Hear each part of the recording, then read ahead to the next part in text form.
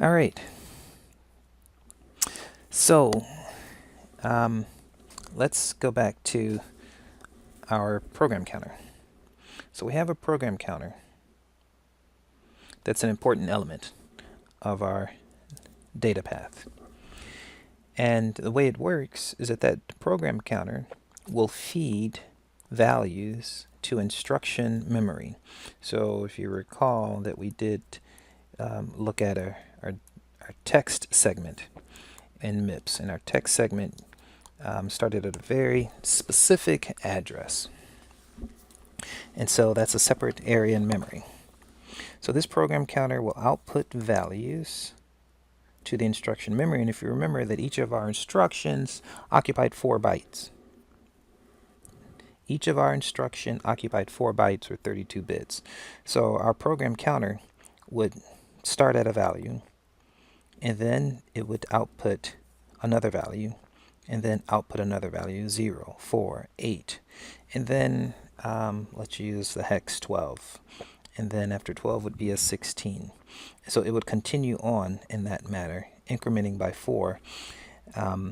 So that's what this models, is that we have an adder that takes a constant value of 4 and adds to it whatever the program counter's current value is. Current program counter plus 4 will typically follow this path like that. There are times when we want the program counter to not just be loaded with the next instruction coming right after it, but there are times when we would like the program counter to jump to a separate instruction. And we'll see something like that with a branch instruction, for example.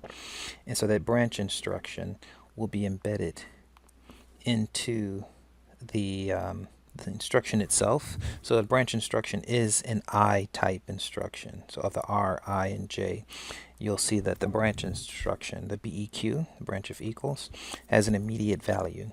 And that immediate value, if we sign extended and take that 16-bit immediate value and make it a 32-bit value, we're going to use that and add that. We're going to add that value,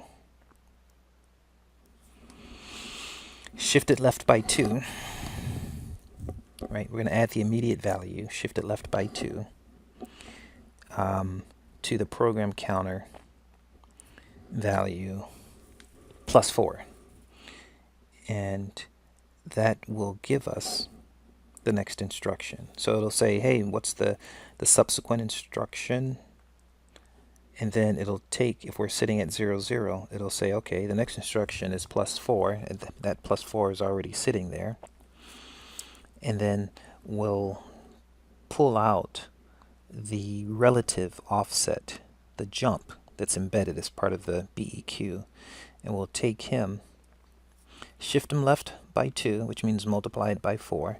So if it's if the instruction we wish to branch to is 3 instructions after the one that we're currently sitting on, then that means it's also 12 bytes.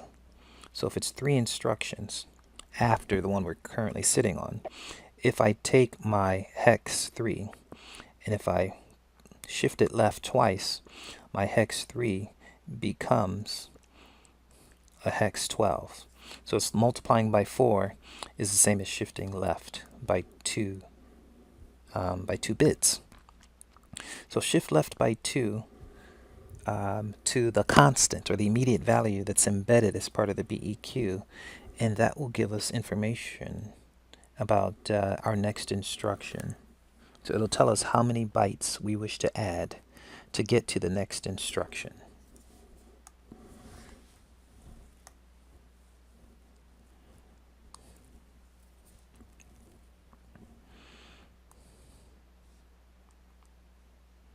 So back to this program counter and instruction memory reads. We can model what goes on with the program counter by taking some of the built-in hardware that's part of Logisim.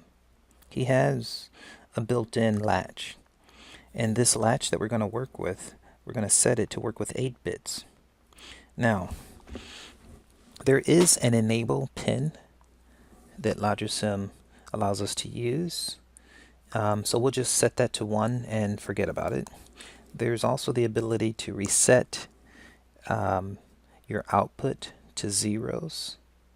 So you can set that to 1 and then leave it at 0.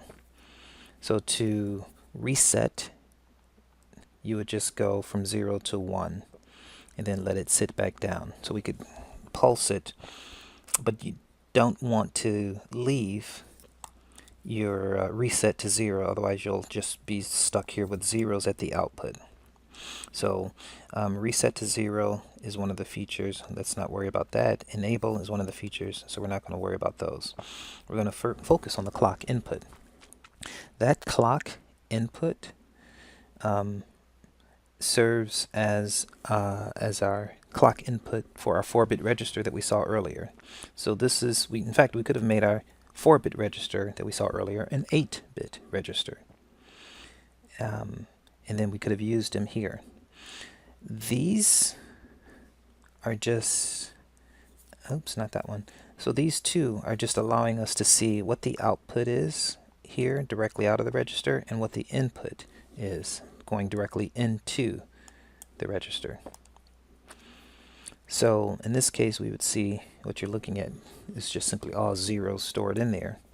But if I were to move the clock from 0 to 1, you would see this 0 come in, and then this one off to the top left, you'd see a 4. So 0 plus a 4 would give us a 4, and that 4 would come around, and then at the next clock, we would take our 4 and bring it in to our data. And so what we would get here, 1, 2, 4, you'd get a 4 at the output at the next clock.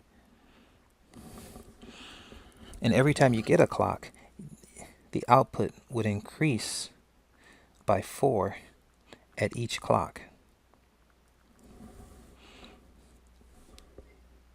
And so we can use this idea, right? We can use an adder that just always adds 4 to whatever the current number is that's stored inside of our registers. If we're always just adding 4, this allows us to model what goes on with the program counter. Now, we're going to, every time there's a clock, we're going to output a different multiple of 4. And we're going to then, so now we can use that and feed that into instruction memory. So these are values that are just simply going up by 4 generally, and we can take those values and apply them to instruction memory to clock out instructions. So the memory element of Logisim that I used here is their read-only memory, just because it was easier to work with. Make sure that it is selected. The address lines are going to come out of the program, or come out of this register. And it's this entire thing together that makes up the program counter, right? All of that together makes up the program counter. Well, actually that plus and the +4 element. So the program counter itself is nothing more than just a register. And so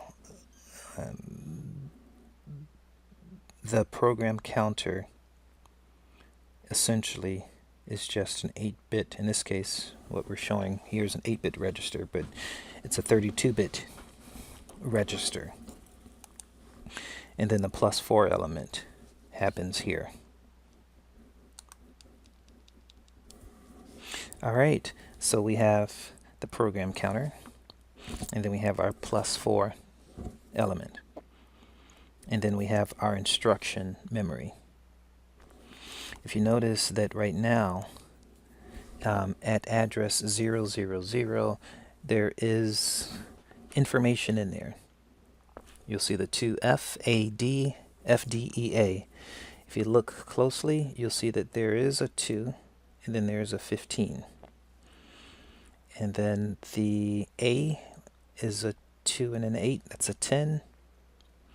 And then you can see a D, 15, 14, 13. So that is a 13. 8 and 4 is 12, plus 1 is 13. And then the last value is a 10, and there's the 10. So this entire block corresponds to the two FAD, FDEA. So that's how we can model our program counter and our instruction memory reads.